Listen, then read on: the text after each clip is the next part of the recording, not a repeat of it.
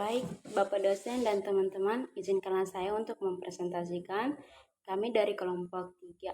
Materinya tentang pengenalan diri, kelemahan mental, dan keberhasilan kewirausahaan motivasi meliputi definisi, proses, faktor-faktor yang mempengaruhi dan ciri-ciri motivasi. Yang pertama, pengenalan diri. Pengenalan diri kewirausahaan adalah suatu disiplin ilmu yang mempelajari tentang nilai, kemampuan, dan perilaku seseorang dalam menghadapi tantangan hidup untuk memperoleh peluang dengan berbagai risiko yang mungkin dihadapinya. Seseorang yang menjadi entrepreneur adalah orang-orang yang mengenal potensi dan belajar mengembangkan potensinya untuk menangkap peluang serta mengorganisir usahanya dalam mewujudkan cita-citanya. Ada 5 hal yang perlu ditanamkan dalam kewirausahaan. Yang pertama, seseorang wirausaha harus mampu menciptakan siasat, kiat, proses, sumber daya, tenaga penggerak, dan hasil bisnis. 2. Seseorang wirausaha juga harus mampu menciptakan sesuatu hal yang baru dan berbeda dapat memberikan manfaat dan nilai yang lebih. 3. Seseorang wirausaha juga harus mampu untuk berpikir dengan kreatif dan inovasian dalam memecahkan suatu persoalan dan mampu mendapatkan jalan keluar atau peluang untuk memperbaiki kehidupan. Yang keempat, seseorang kewirausahaan juga harus mampu untuk mengambil risiko dalam memulai suatu usahanya. Yang terakhir, potensi yang seseorang wirausaha juga harus mampu untuk berpikir dengan kreatif dan inovasian dalam memecahkan suatu persoalan dan mampu mendapatkan jalan keluar atau peluang untuk memperbaiki kehidupan. Terpenting adalah inteligensi, yaitu sebagai berikut. 1. Inteligensi linguistik, inteligensi yang menggunakan dan mengolah kata-kata, baik lisan maupun tulisan, secara efektif. Inteligensi ini antara lain dimiliki oleh para sastrawan, editor, dan jurnalis. 2. Inteligensi matematis logis, kemampuan yang lebih berkaitan dengan penggunaan bilangan pada kepekaan, pola logika, dan perhitungan. 3. Inteligensi ruang, kemampuan yang berkenan dengan kepekaan mengenai bentuk dan benda secara tepat, serta kemampuan menangkap dunia visual secara cepat. Kemampuan ini biasanya dimiliki oleh para arsitek, dekorator, dan pemburu. Inteligensi kinestetik badani, kemampuan menggunakan gerak tubuh untuk mengekspresikan gagasan dan perasaan. Kemampuan ini dimiliki oleh aktor, penari, pemahat, atlet, dan ahli bedah. Inteligensi musikal, kemampuan untuk mengembangkan, mengekspresikan, dan menikmati bentuk-bentuk musik dan suara. Kemampuan ini terdapat pada pencipta lagu dan penyanyi. Yang terakhir, inteligensi interpersonal, kemampuan seseorang untuk mengerti dan menjadi peka terhadap perasaan, motivasi, dan watak temperamen orang lain seperti yang dimiliki oleh seseorang motivator dan fasilitator. 6. Inteligensi interpersonal, kemampuan seseorang untuk mengerti dan menjadi peka terhadap perasaan, motivasi, dan watak temperamen orang lain seperti yang dimiliki oleh seseorang motivator dan fasilitator. 7. Inteligensi interpersonal, kemampuan seseorang untuk mengerti dan menjadi peka terhadap perasaan, motivasi, dan watak temperamen orang lain seperti yang dimiliki oleh seseorang motivator dan fasilitator. 8. Inteligensi intrapersonal, kemampuan seseorang dalam mengenal dirinya sendiri. Kemampuan ini berkaitan dengan kemampuan berefleksi atau merenung dan keseimbangan diri. 9. Inteligensi naturalis, kemampuan seseorang untuk mengenal alam, flora, dan fauna dengan baik.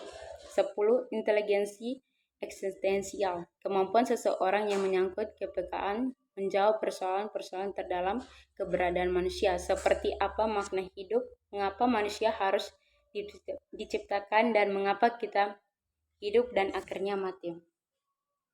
Mengembangkan potensi. 1. Citra diri sebagai inti kepribadian. Setiap orang, entah sadar atau tidak, mempunyai citra diri, yaitu gambaran tentang siapakah dirinya menurut pendapatnya sendiri. Mungkin citra diri itu kabur atau tidak sesuai dengan kenyataannya, namun citra diri itu tetap ada pendapatnya sendiri. Mungkin citra diri itu kabur atau tidak sesuai dengan kenyataan, Namun citra diri itu tetap ada pada setiap orang. Untuk mengetahui pengaruh citra diri terhadap hidup, perlu kita lihat bagaimana peran citra diri ini dalam struktur kepribadian kita dan dalam perilaku kita. Setelah itu, kita akan melihat bagaimana citra diri kita sendiri. Citra diri yang merupakan gambaran atau konsep seseorang tentang siapakah dirinya itu memiliki aspek fisik dan aspek psikologis. Aspek fisik terdiri dari gambaran seseorang tentang penampilannya, tentang kepriaannya atau kewanitaannya, wajah dan kondisi tubuhnya. Aspek psikologis terdiri gambaran seseorang tentang kelayakannya sebagai pribadi dalam hubungannya dengan kemampuannya, sifat-sifat yang dimilikinya, ketegarannya, dan kehidupan rohaninya. Sedangkan watak sebagai perwujudan citra diri adalah kualitas perilaku tertentu atau pola penyesuaian seperti reaksi terhadap prestasi, cara menghadapi persoalan atau misal kegagalan, dan cara menghadapi orang lain. Watak-watak ini bersifat unik dan tetap, yang berarti bahwa seseorang berperilaku dengan cara yang sama bila menghadapi situasi dan kondisi yang sama. Apa yang dapat kita lakukan dan apa yang tidak dapat kita lakukan juga ditentukan oleh citra diri kita. Maka orang yang memiliki citra diri positif akan mengembangkan watak-watak seperti percaya diri, menghargai diri sendiri, menerima diri sendiri seperti apa adanya. Dan watak-watak lain yang memperlancar penyesuaian sosial dalam pergaulan serta mengembangkan potensinya seoptimal mungkin. Sebaiknya orang yang mempunyai citra diri negatif akan mengembangkan watak-watak rendah diri, sombong, membenci diri sendiri, pemalu, dan watak-watak lain yang menghambat penyesuaian sosial dalam pergaulan. Karena peranan citra diri ini begitu penting bagi kepribadian kita, maka kiranya tidak berlebih bila Dr. Maxwell Maltz dalam bukunya Psikokibimatik mengatakan bahwa citra diri merupakan landasan tempat kita membangun seluruh kepribadian dan keadaan hidup kita. 2. Citra diri sebagai penilaian subjektif. Seperti telah kita ketahui bahwa citra diri merupakan gambaran tentang diri kita menurut pendapat kita sendiri. Gambaran ini merupakan hasil penilaian kita sendiri terhadap diri kita yang sebagian besar kita peroleh dari interpretasi kita terhadap kenyataan diri kita dalam hubungannya dengan orang-orang yang ada di sekitar kita. Dengan sendirinya hasil penilaian yang bersifat sangat subjektif sebab hanya didasarkan pada interpretasi pribadi tanpa mempertimbangkan atau meneliti lebih jauh kenyataan yang sebenarnya. Penilaian tersebut tidak didasarkan pada apa yang sebenarnya dipikirkan oleh orang lain, tetapi didasarkan pada interpretasi pribadi terhadap apa yang menurut pendapatnya dipikirkan oleh orang lain tentang kenyataan dirinya. Lagi pula interpretasi pribadi semacam ini biasanya juga diwarnai oleh ingatan akan pengalaman-pengalaman di masa lalu. Jadi penilaian tersebut belum tentu sesuai dengan kenyataan sebenarnya.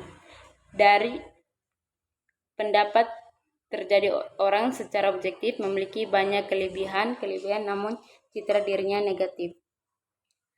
Kedua, kelemahan mental dan keberhasilan kewirausahaan. Kelemahan mental, kelemahan wirausaha Indonesia menurut Hidratman Ranu Pandojo 1982-16 menulis bahwa sifat-sifat kelemahan orang bersumber pada kehidupan penuh raga dan kehidupan tanpa pedoman dan tanpa orientasi yang tegas. Kelemahan tersebut adalah sebagai berikut. 1. Sifat mentalitas yang meremehkan mutu. 2. Sifat mentalitas yang suka menerabas. 3. Sifat tidak percaya pada diri sendiri. 4. Sifat tidak berdisiplin murni. 5. Sifat mentalitas yang suka mengabaikan tanggung jawab yang kokoh. 6. Selalu ingin mendapatkan hasil yang instan. 7. Kurang peka terhadap informasi pasar dan modal usaha. 8. Menyerah pada keadaan atau risiko. 9.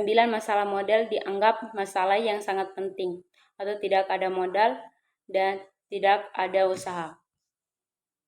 Keberhasilan kewirausahaan. 1. Wirausaha unggul atau berhasil. Menjadi wirausaha profesional harus memenuhi kriteria ketangguhan dan keunggulan.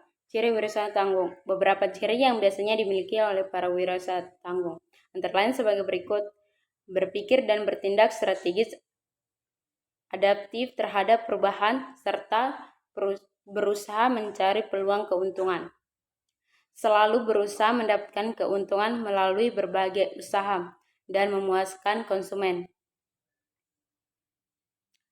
Berusaha mengenal dan mengendalikan kekuatan ataupun kelemahan perusahaan dan pengusahanya, serta meningkatkan kemampuan usaha dengan sistem pengendalian internal.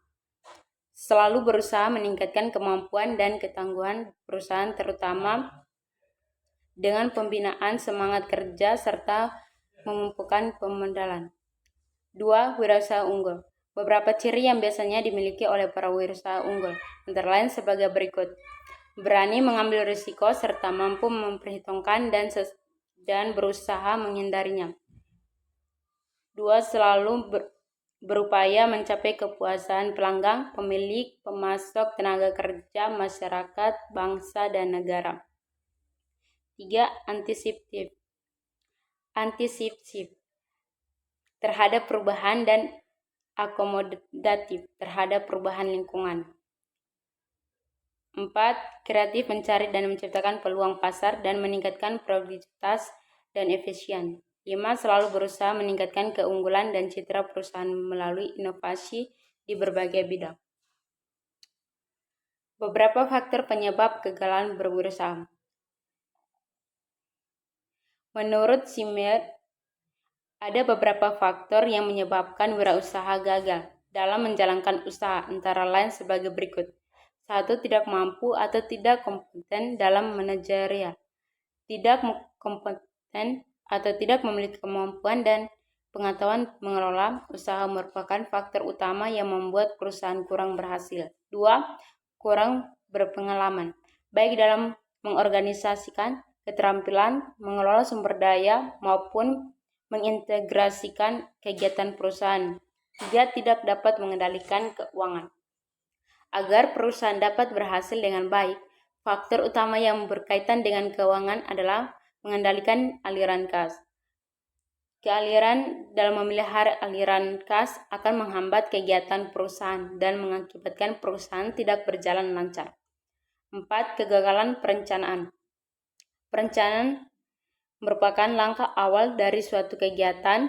Sekali gagal dalam perencanaan, maka kegiatan usaha akan mengalami kesulitan. 5. Lokasi yang kurang memadai. Lokasi usaha yang strategi merupakan faktor yang menentukan keberhasilan usaha. Lokasi yang tidak strategi dalam mengakibatkan perusahaan sukar beroperasi karena kurang efisien. 6. Kurangnya pengawasan terhadap peralatan. Pengawasan berkaitan erat dengan efisien dan efektivitas. Kurangnya pengawasan dapat mengakibatkan penggunaan peralatan menjadi tidak efisien dan tidak efektif. 7. Sikap yang kurang bersungguh-sungguh dalam menjalankan usaha. Sikap yang setengah-setengah akan mengakibatkan usaha yang dilakukan menjadi tidak terarah dan gagal. Dengan sikap setengah hati, kemungkinan gagal menjadi besar. 8. Ketidakkemampuan dalam transisi kewirausahaan. Wirausaha yang kurang siap menghadapi dan melakukan perubahan tidak akan menjadi wirausaha yang berhasil. Keberhasilan dalam berwirausaha hanya bisa diperoleh apabila berani mengadakan perubahan dan mampu membuat peralihan setiap waktu. Keberhasilan ataupun kegagalan wirausaha juga dipengaruhi oleh sifat dan kepribadian seseorang. Dan Steinhoff dan John F.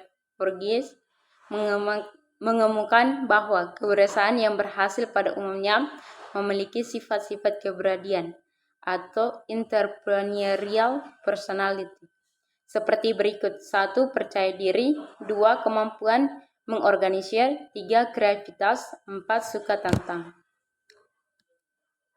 3. Motivasi meliputi definisi, proses, faktor-faktor yang mempengaruhi dan ciri-ciri motivasi. Pengertian motivasi. Motivasi adalah suatu faktor yang mendorong seseorang untuk melakukan suatu perbuatan atau kegiatan tertentu, sehingga motivasi dapat diartikan sebagai pendorong perilaku seseorang. Setiap tindakan yang dilakukan oleh manusia selalu dimulai dengan motivasi atau niat. Wesley dan Young dalam Absat 1987 mendefinisikan motivasi adalah pemberian atau penimbulan motif. Dapat pula diartikan hal atau keadaan menjadi motif.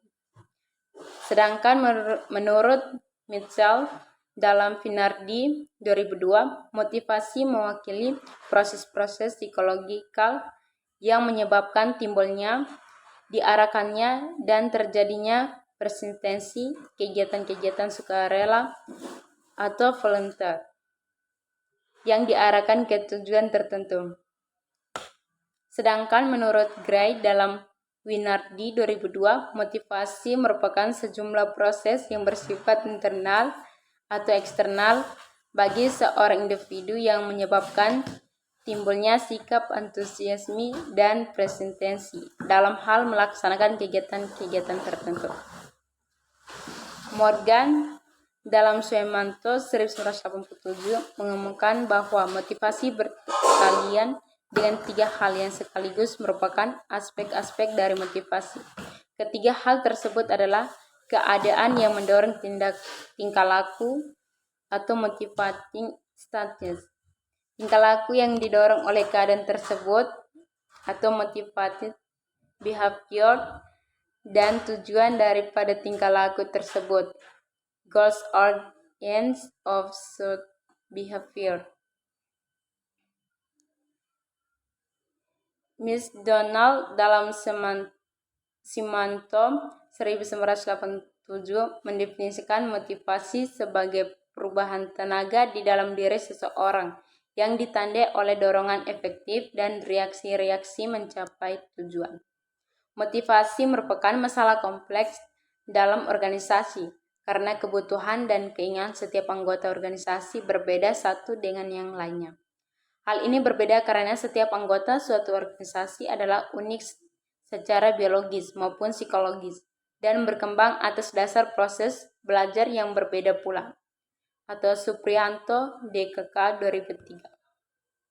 Suemanto 1987 secara umum definisikan motivasi sebagai suatu perubahan tenaga yang ditandai oleh dorongan efektif dan reaksi-reaksi mencapaikan tujuan. Karena kelakuan manusia itu selalu bertujuan, kita dapat menyimpulkan bahwa perubahan tenaga yang memberi kekuatan bagi tingkah laku mencapai tujuan telah terjadi dalam diri seseorang. Faktor-faktor yang mempengaruhi motivasi. Motivasi sebagai proses batin atau proses psikologis dalam diri seseorang sangat dipengaruhi oleh beberapa faktor. Faktor-faktor tersebut antara lain faktor eksternal, yaitu 1. Lingkungan kerja, 2. Pemimpin dan kepemimpinan, 3. Tuntutan perkembangan organisasi atau tugas, 4. Dorongan atau bimbingan atasan. 2. Faktor internal. Faktor internal yaitu 1. Pembawaan individu, 2. Tingkat pendidikan, 3. Pengalaman masa lampau, 4. Keinginan atau harapan masa depan. Sumber lain mengungkapkan bahwa di dalam motivasi itu terdapat suatu rangkaian interaksi antar berbagai faktor. Berbagai faktor yang dimaksud meliputi A. Individu dengan segala unsur-unsurnya, kemampuan dan keterampilan, kebiasaan, sikap, dan sistem nilai yang dianut, pengalaman traumatis, latar belakang kehidupan sosial budaya, tingkat kedewasaan, dan sebagai berikut. B. Situasi di mana individu bekerja akan menimbulkan berbagai rangsangan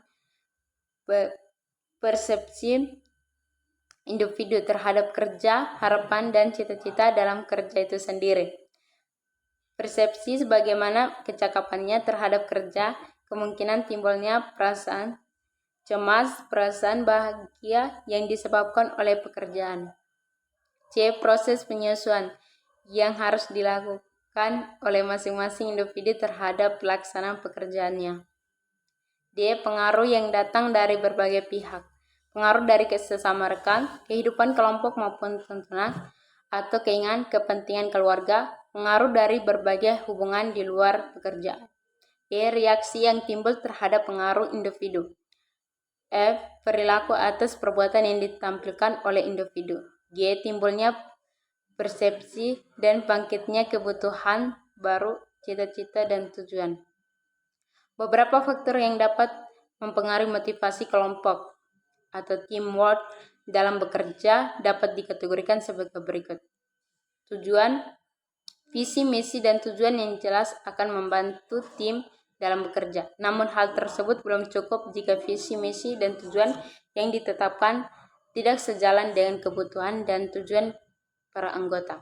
Tantangan, manusia dikaruniai mekanisme bertahan diri yang disebut fight atau fight syndrome. Ketika dihadapkan pada suatu tantangan secara naluri, manusia akan melakukan suatu tindakan untuk menghadapi tantangan tersebut atau fight, atau menghindari flight. Dalam banyak kasus, tantangan yang ada merupakan suatu rangsangan untuk mencapai kesuksesan. Dengan kata lain, tantangan tersebut justru merupakan motivator. Namun demikian, tidak semua pekerjaan selalu menghadirkan tantangan.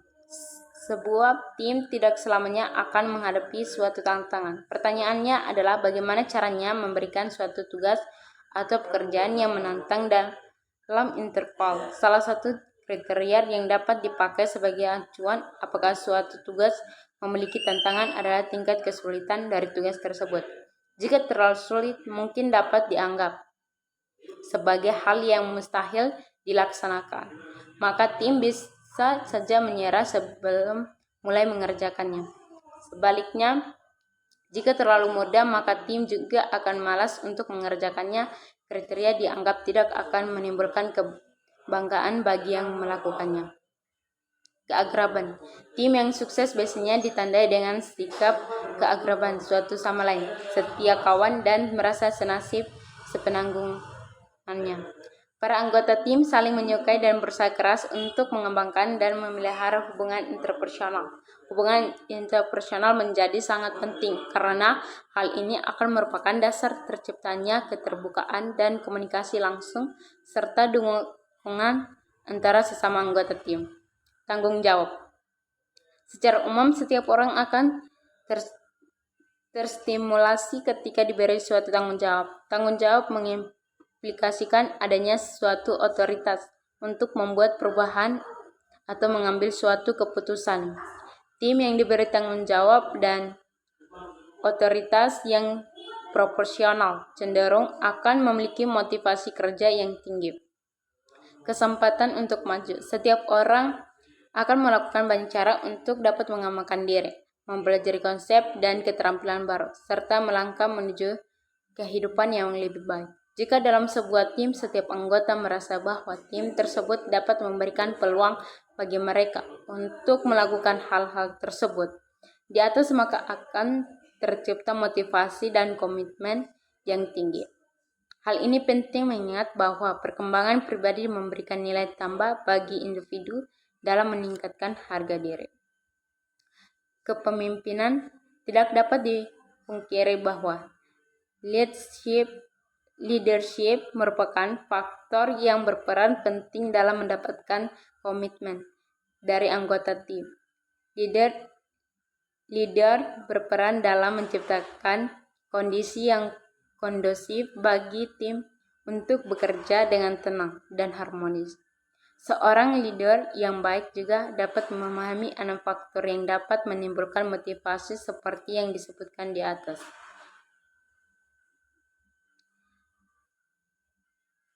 Menurut Abraham Maslow, manusia mempunyai 5 kebutuhan yang membentuk tingkatan-tingkatan atau disebut juga hierarki, dari yang paling penting hingga yang tidak penting, dan dari yang mudah hingga yang sulit untuk dicapai atau didapat. Motivasi manusia sangat dipengaruhi oleh kebutuhan mendasar yang perlu dipenuhi. Kebutuhan Maslow harus memenuhi kebutuhan yang paling penting dahulu, kemudian meningkatkan ke tidak terlalu penting. Untuk dapat merasakan nikmat suatu tingkat kebutuhan perlu dipuaskan dahulu kebutuhan yang berada pada tingkat di bawahnya. 5 kebutuhan dasar Maslow disusun berdasarkan kebutuhan yang paling penting hingga yang tidak terlalu krusial. 1. Kebutuhan fisiologi. Contohnya adalah sandang atau pakaian, pangan atau makanan, papan atau rumah, dan kebutuhan biologis seperti buang air besar, buang air kecil, bernapas, dan lain sebagainya.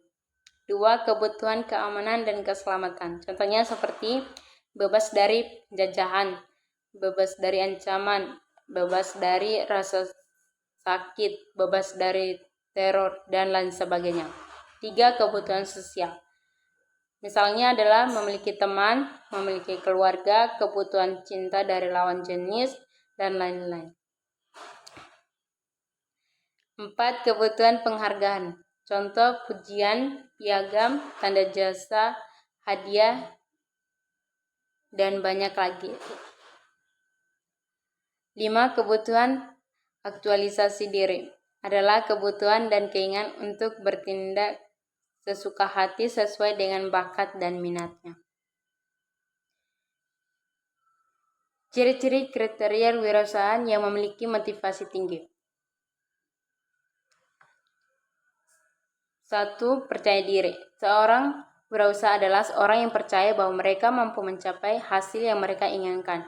Sikap percaya diri ini bukan sikap yang sombong, karena diisi oleh kesadaran mereka terhadap kelebihan dan kekurangan yang dimiliki. Sikap percaya diri akan mendorong seseorang untuk terus maju dengan kemampuan yang ada.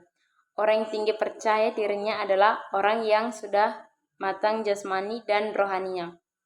2. Berorientasi pada tugas dan hasil agar memperoleh keberhasilan dalam usahanya. Seseorang wirausaha harus bekerja prestatif. Apa maksudnya? Keberhasilan seorang dalam kehidupannya banyak ditentukan oleh usaha yang dilakukan sendiri dalam mengubah nasib. Orang ini biasanya lebih mengutamakan prestasinya baru, kemudian setelah berhasil prestasinya akan naik.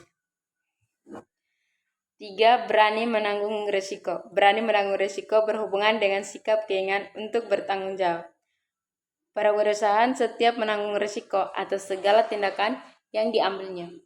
Dalam bertindak, wirausaha akan memikirkan tindakannya secara matang, sehingga risiko yang akan muncul akibat tindakannya dapat diperkirakan. Kepemimpinan. Seorang wirausaha merupakan pemimpin bagi dirinya sendiri dan orang lain. Mereka harus selalu mencari peluang, pengumpulan dana, dan merekrut sumber daya manusia serta membimbingnya untuk mencapai tujuan. Dengan mengembangkan sikap, bakat, dan kemampuan akan mendorong dan motivasi orang lain agar maju dan berhasil, serta memimpin orang lain dalam bentuk kerjasama. Keorisionalan. Sifat orisinal tentu tidak selalu ada pada diri seseorang. Orisinal berarti tidak hanya mengekor pada orang lain, tetapi memiliki pendapat sendiri. Ada ide yang orisinal, ada kemampuan untuk melaksanakan sesuatu. Berorientasi.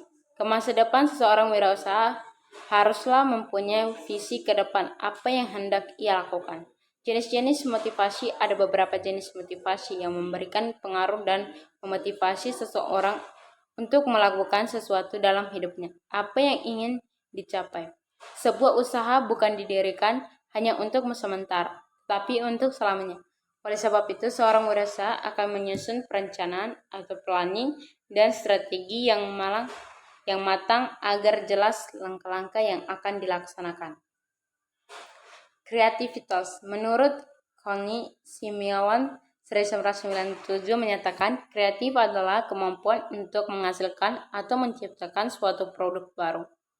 Menurut Wolfgang mengumumkan kreativitas sebagai kemampuan individu untuk menghasilkan sesuatu atau hasil yang baru atau asli atau pemecahan suatu masalah. Jenis-jenis motivasi. Ada beberapa jenis motivasi yang memberikan pengaruh dan motivasi seseorang untuk melakukan sesuatu dalam hidupnya. Motivasi intrinsik. Motivasi intrinsik ialah suatu keinginan seseorang untuk melakukan sesuatu disebabkan faktor dorongan yang berasal dari dalam diri seseorang tanpa adanya pengaruh orang lain karena adanya hasrat untuk mewujudkan tujuan tertentu. Contoh motivasi intrinsik adalah motivasi seseorang untuk bekerja keras untuk mendapatkan penghasilan karena hendak membeli sepeda motor. Motivasi ekstrinsik. Motivasi ekstrinsik ialah suatu keinginan seseorang untuk bertindak melakukan sesuatu yang disebabkan oleh faktor dorongan dari luar diri sendiri untuk mencapai tujuan.